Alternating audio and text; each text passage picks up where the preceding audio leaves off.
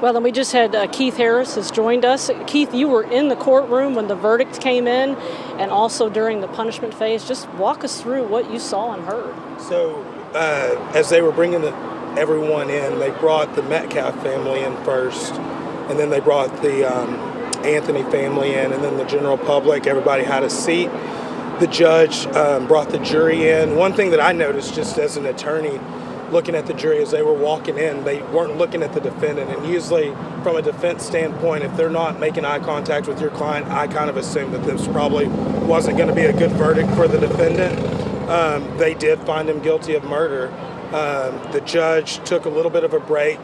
He held Mr. Anthony's bond insufficient, which means that he goes into custody. They took him away for a little while. When the verdict was read, looking at the Anthony family, they seemed pretty stoic at first, but you could clearly just tell by the verdict. I mean, both families have been affected by this, and both families became pretty emotional. They were holding it in as best they could, but you could hear emotions just on both sides, and you could see relief, and some of the Metcalf family rubbing each other's backs and hugging each other.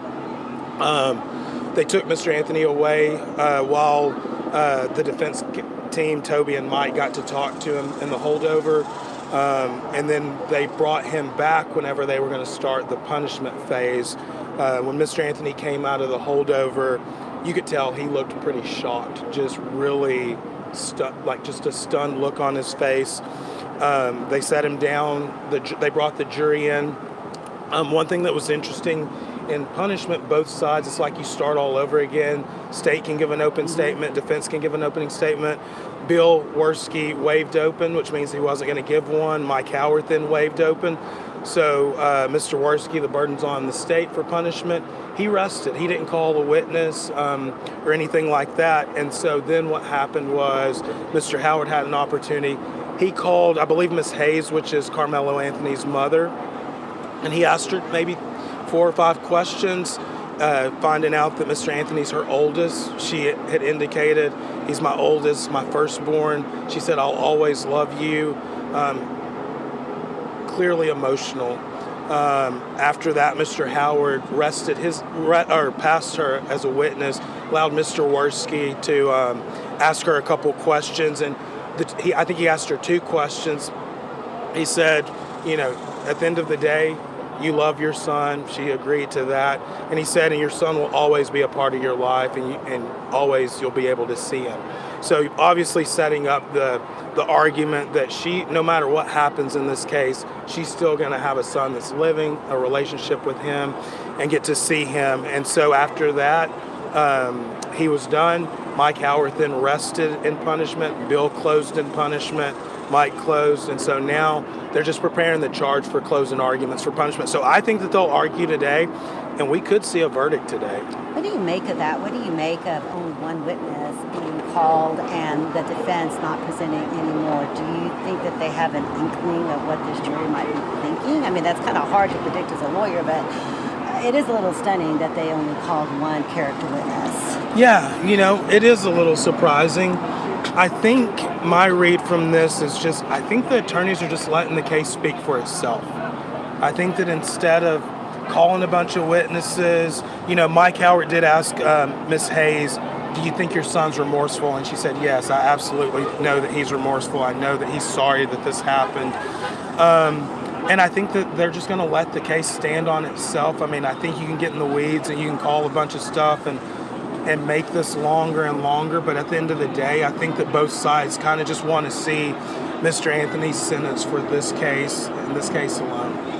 What do you think convinced this jury that murder was the appropriate verdict here?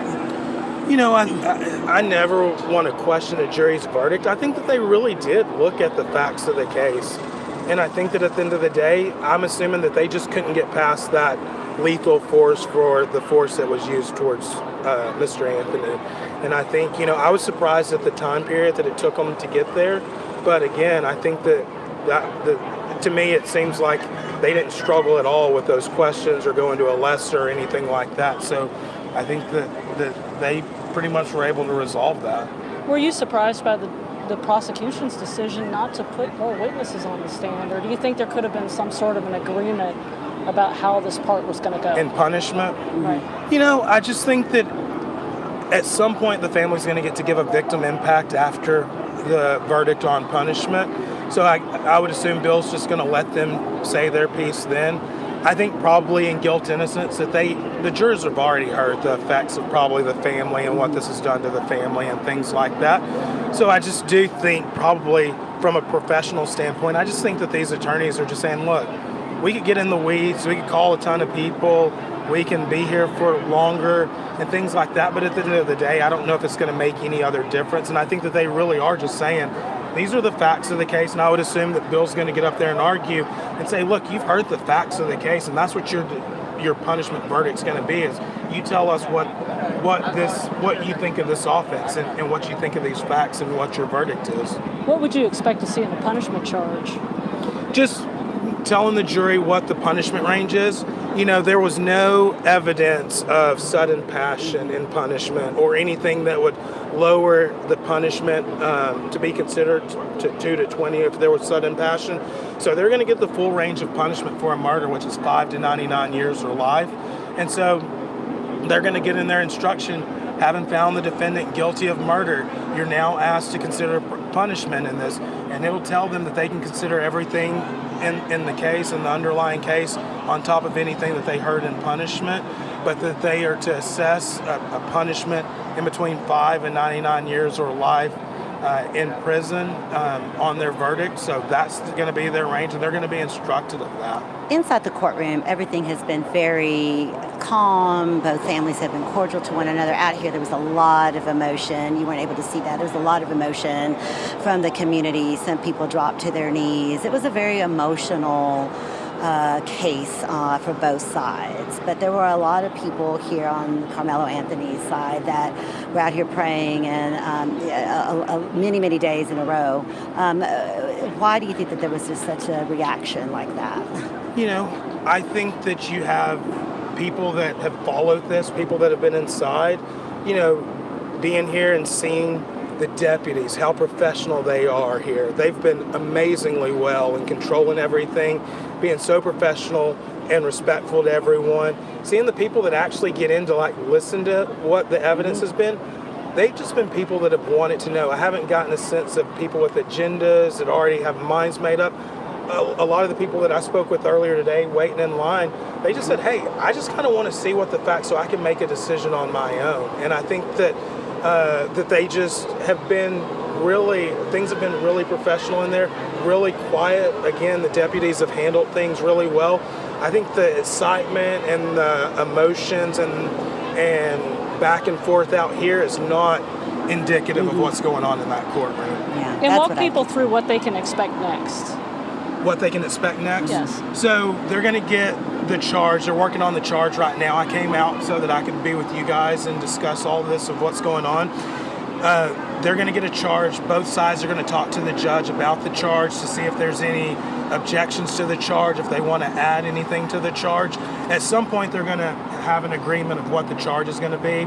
The judge will then bring the jury back in, read the charge to them, and again, prosecution is going to get to open punishment. Defense will then go, and then prosecution will be able to give the close or rebuttal to the defense's argument and punishment. So we'll get to see what the state asked for, if they asked for anything, in punishment. And, with the verdict that came in that amount of time, it might give the state a little bit of freedom to ask for a number versus, hey, you've heard from the facts of this case, we're just going to defer to you, you understand what the punishment range is.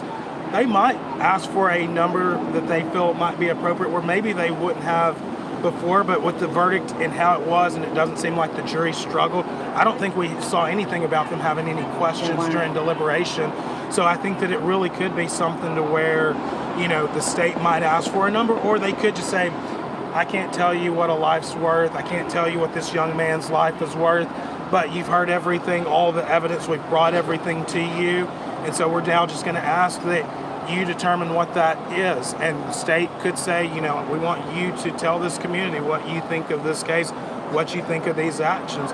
Obviously, defense is going to try to personalize their client. Hey, you didn't hear all these extraneous bad acts by our client. The state would have brought that to you if there was something that else that they wanted you to consider.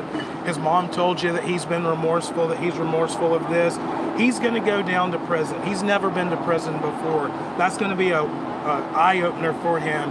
Take that into consideration. He was 17 at the time. They're going to argue, don't throw this young man's life away.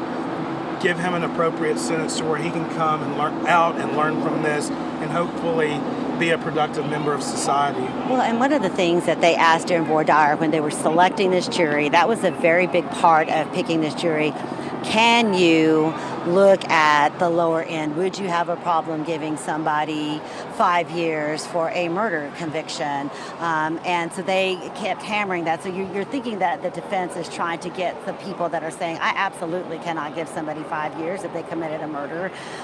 So you're trying to make sure that the people that you are selecting, if you're the defense, can look at the whole range. But if you're the prosecution, you want people that are also going to be able to look at the whole range. Well, the deal is if they say, hey, I could never give life, then they're disqualified. You don't have to strike them. They're disqualified by law.